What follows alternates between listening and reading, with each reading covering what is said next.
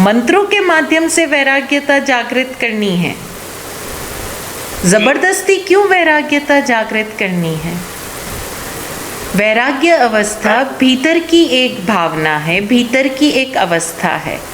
और वैराग्य अवस्था, आपका प्रश्न, अगर मैं शायद आप अपने प्रश्न को सही शब्द नहीं दे पा रहे हैं, जिसका भी ये प्रश्न है, शायद आप ये पूछना चाहते हैं कि मंत्र के माध्यम से मैं अपनी आसक्तियों को कैसे छोड़ूं ताकि मेरे भीतर वैराग्य अवस्था या वैराग्य भाव जागृत हो।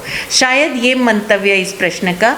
तो मैं आपसे इतना ही कहूँगी कि मंत्रों के माध्यम से वैराग्य जागृत होगा या नहीं होगा, ये तो आपके मंत्र करने के आधार पर है।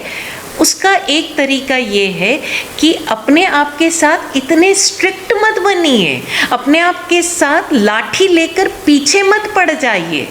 आपका जो मन है ना, वो एक बिल्कुल छोटे से बच्चे के समान है। तो आप ये ध्यान दीजिए कि आप कहाँ कहाँ बहुत ज़्यादा जुड़ रहे हैं, अटक रहे हैं। उन के साथ आप अपने उन सारी जो भी आपके अटकाव है, जो आपके जुड़ाव है, उनको ध्यान से देखिए। जैसे मैं एग्जांपल देती हूँ कि आपको ये बहुत खलता है कि मेरे बच्चे के लिए मैं इतना किया, अब तो वो है ना मुझे सुनता भी नहीं, अब तो वो मुझे देखता भी नहीं, पहले मैं उसके लिए मेरे बिना वो खाना भी नहीं खाता था, अब तो पता नहीं वो कब खाता है, ये हो गया वो हो गया। तो आपको हर्ट होता है, आपको लगता है ये मेरा मोह है।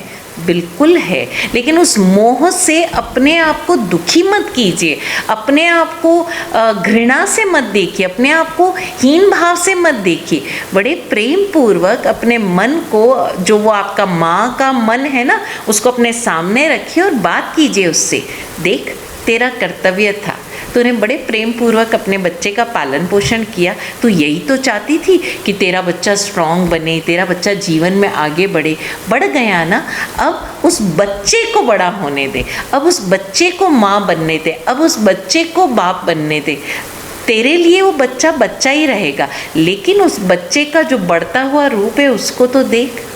अपने मन से बात कीजिए। जब मन से बात करेंगे, मन को सुनना सीखेंगे, तो धीरे धीरे क्या होगा कि उससे होगा। लेकिन अगर आप ज़बरदस्ती अपने आप को कट करना चाहो कि मैं बैठकर माला करूँ और मेरा मन मेरे बच्चे की तरफ नहीं जाए, कभी नहीं होगा। ये सत्य स्वीकार कर लीजिए कि आप बैठकर माला जपने लगेंगे और आप चाहेंगे कि मैं अपने बेटे के मोह से दूर हो जाऊं और मुझ में वैराग आ जाए कि मेरा पति मेरे को ज़िंदगी में कोई रिस्पेक्ट नहीं देता, कोई भाव नहीं देता, मेरे सारे कर्तव्य पूरे हो गए, उनको अब मेरी ज़िंदगी में कोई ज़रूरत नहीं और मैं इन सब से मुँह मोड़ के चली जाऊँ और जाकर मेरे भीतर वैराग्य जागृत कर लूँ। नहीं होगा।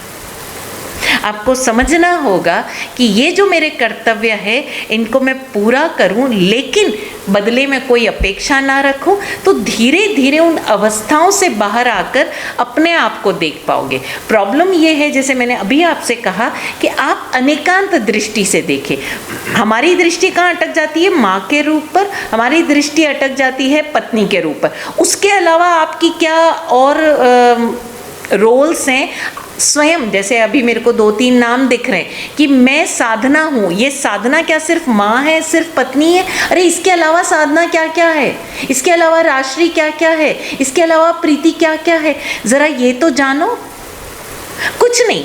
साधना को हंसना बहुत अच्छा लगता है, मुस्कुराना बहुत अच्छा लगता है, पेड़ पौधे देखना बहुत अच्छा लगता है, तितलियाँ देखना अच्छा लगता है। धन्यवाद हो सृष्टि के प्रति, वाह! धन्यवाद हो सृष्टि को, वाह क्या रंग बनाए हैं, अद्भुत तेरी कलाकारी। खुश होकर तब जान पाओगे कि जीवन में क्या क्या चीज़ें हैं। आभारी तो होना सीखो, राइट? ये चीज़ क्लियर हुआ सभी को कि मंत्र से वैराग्य अवस्था नहीं आएगी। वैराग्य अवस्था आएगी भीतर की समझ से।